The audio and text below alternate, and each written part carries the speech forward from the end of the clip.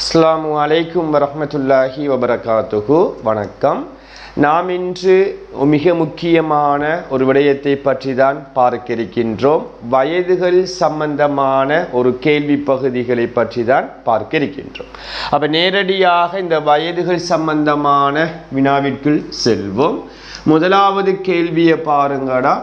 அப்பாவின் வயது மகனின் வயதின் 4 மடங்காகும். அப்பாவினதும் மகனினதும் வயதுகளின் கூட்டுத்தொகை 60 வருடம் என்று சொன்னால் 60 வயது. ஒரு வருடம் ஒரு வயதை குறிக்கும் என்று உங்களுக்கு தெரியும். எனின் அப்பாவின் வயது யாது என்று கேட்கான். அப்போ இப்படியான கேள்விகள் வரும்போது பிள்ளைகள் நிறைய மெத்தட் இருக்கு செய்கிறதுக்கு. அப்போ நீங்கள் 3ஆம் ஆண்டு 4ஆம் ஆண்டு 5ஆம் ஆண்டு படிக்கக்கூடிய மாணவர்களாக இருப்பீங்க என்று சொன்னால் இதை நீங்கள் இந்த மெத்தட்டூடாக நான் சொல்லித்தர மெத்தட்டூடாக செய்து பாருங்கள். இப்போ அப்பாவின் வயதுன்னு சொன்னால் நம்ம அப்பாண்டு போட்டுக்கொள்வோம், தெளிவாக விளங்கணும். அப்பா, அடுத்தது மகன், அடுத்தது என்ன மகன். இந்த 2 பேர வயதையும் கூட்டினா 60 வருடம் 60 வயது வருது. ஆனால் இங்கே என்ன விடயம் சொல்லப்படுதுண்டா, அப்பாவினுடைய வயது மகனின் வயதின் 4 மடங்காகும். மடங்கு என்று சொன்னால் பிள்ளைகள் பெருக்க வேண்டும். மடங்கு என்றால் பெருக்கணும். இப்படி மடங்கு சம்பந்தமான வினா கேள்விகள் வரும்போது தெளிவாக விளங்கணும். உங்களுக்கு இந்த 2 பேர வயதுகள் யாருக்கு பெரிய வயதாக இருக்கும்? மகனுக்கு பெருசா இருக்குமா, அப்பாவுக்கு பெருசா இருக்குமா? அப்பாவுக்கு தான் வயது கூடியா இருக்கும். அப்ப மகனினுடைய வயதை நாம 1 மடங்கு, எத்தனை மடங்கு? 1 மடங்கு என்று எடுத்தோம் என்று சொன்னா அப்பாவின் வயது எப்படி இருக்கும் என்றா மகனின் வயசை விட 4 மடங்கு என்று சொல்லப்படுது. அப்போ 1 மடங்குண்டா அப்பாட வயது 4 மடங்கு என்று வரும். தெளிவாக விளங்கணும். அப்போ மகனுக்கு 1 மடங்க போட்டோம் என்று சொன்னால் அப்பாவிற்கு 4 மடங்கு வரும். இந்த 2 மடங்கை கூட்டி வருவது தான் 60 என்று சொல்லப்படுது. அப்ப 4 மடங்கும் 1 மடங்கும் எத்தனை? 5 மடங்கு. 5 மடங்கு தான் 60 என்று சொன்னா 5 மடங்கு. தெளிவாக பாருங்க பிள்ளைகள், 5 மடங்கு தான் 60 என்று சொல்லப்படுது. அப்ப இதுல இருந்து 1 மடங்கு எத்தனை? அப்ப 5 பேருக்கு 60 ரூபாய் பணம் என்று சொன்னா ஒரு நபருக்கு எவ்வளவு பணம் கிடைக்கும் என்று கேட்டால் 60 5ஆல வகுக்க வேண்டும், பிரிக்க வேண்டும். இதே போன்றுதான் 5 மடங்கு 60 என்று சொன்னால் 1 மடங்கு. அப்போ 1 மடங்கை கேட்டால் 60 5ஆல உங்களுக்கு பிரிக்க தெரியும். அப்போ 60ல் 5 உங்களுக்கு தெரியும் 12. 60ல் 5 12. அப்போ இப்போ தெளிவாக பார்க்கணும்.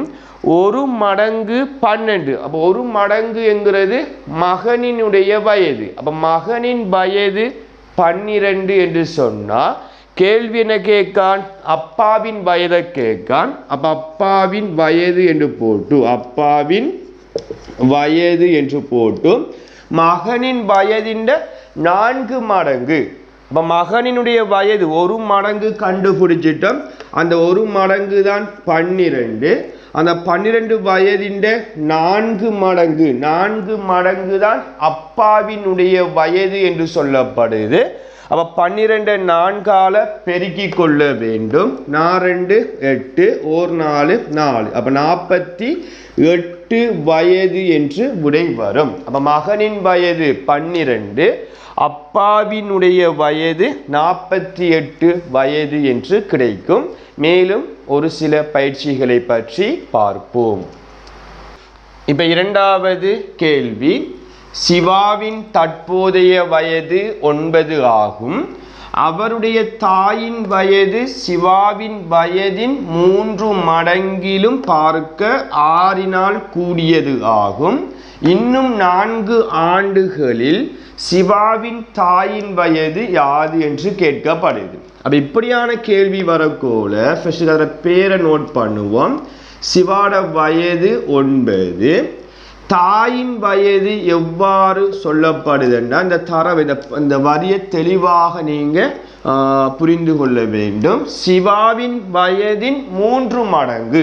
மடங்கு என்று சொன்னா பெருக்கணும். அப்ப சிவாட வயது தெரியும் 9 3ஆல பெருக்கி அதனுடன் பாருங்க 6 இனால் கூடியதாகும் என்று சொல்லப்படுது. அப்ப பெருக்கி வார விடையுடன் கூடியது என்று சொன்னா கூட்டணும். அப்ப எத்தனை கூடியது என்று சொல்லப்படுது 6. அப்ப 6ஐ கூட்டிக் கொள்ள வேண்டும். அப்ப ஃபர்ஸ்ட்டுக்கு 3 9ஆல பெருக்கணும், அல்லது 9 3ஆல பெருக்கினா 27. அந்த 27ஓட அந்த 6ஐ கூட்டும் போது தாயின் வயது 33 என்று வரும்.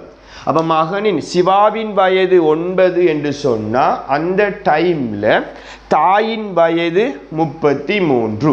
ஆனா கேள்வி என்னென்று சொன்னா இன்னும் 4 ஆண்டுகளின் அப்ப இன்னும் 4 ஆண்டுக்கு பிறகு தாயின் வயது என்னென்று கேட்கப்படுது.